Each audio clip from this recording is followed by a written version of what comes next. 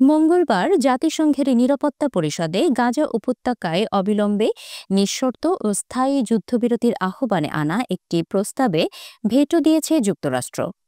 নিরাপত্তা পরিষদের ১৫ সদস্য দেশের মধ্যে যুক্তরাষ্ট্র ছাড়া বাকি ১৪টি দেশ প্রস্তাবের পক্ষে ভোট দিলেও প্রস্তাবটি পাশ হয়নি।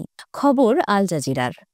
প্রস্তাবটিতে গাজায় ইসরায়েলের হাতে আটক ফিলিস্তিনি জিম্মিদের মুক্তির আহ্বান জানানো হয়েছিল। তবে যুক্তরাষ্ট্র দাবি করে যুদ্ধবিরতির বিষয়টি জিম্মি মুক্তির সঙ্গে সুনির্দিষ্টভাবে সংযুক্ত না থাকায় তারা প্রস্তাবটির বিরোধিতা করেছে। ভোটের আগে জাতিসংঘে নিযুক্ত যুক্তরাষ্ট্রের ভারপ্রাপ্ত রাষ্ট্রদূত ডরোথি শিয়া বলেন, এই বিরোধিতায় অবাক হওয়ার কিছু নেই। যুক্তরাষ্ট্র শুরু থেকেই স্পষ্ট করে বলে এসেছে, ইসরায়েলের আত্মরক্ষার অধিকার রয়েছে। এই অধিকার প্রয়োগ করে হামাসকে পরাজিত করা এবং ভবিষ্যতের হুমকি ঠেকানো অত্যন্ত জরুরি। অন্যদিকে চীনের রাষ্ট্রদূত ফু কং বলেন, ইসরায়েল আন্তর্জাতিক মানবিক আইনের সীমা অতিক্রম করেছে। জাতিসংঘের সিদ্ধান্ত লঙ্ঘন করে তারা একের পর এক আগ্রাসন চালিয়ে যাচ্ছে, অথচ তাদের জবাবদিহির আওতায় আনা হচ্ছে না।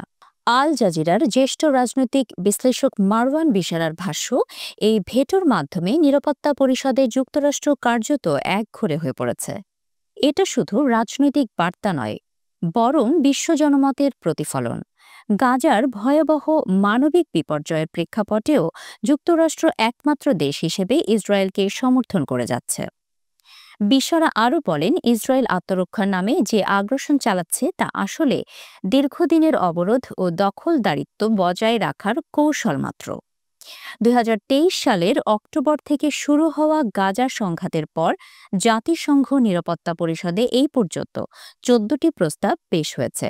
এর মধ্যে মাত্র ৪টি গৃহীত হয়েছে। গতকালের এই ভোট ছিল ২০২৪ সালের নভেম্বরের পর প্রথম গাজা সংক্রান্ত প্রস্তাবের ভোটাভুটি।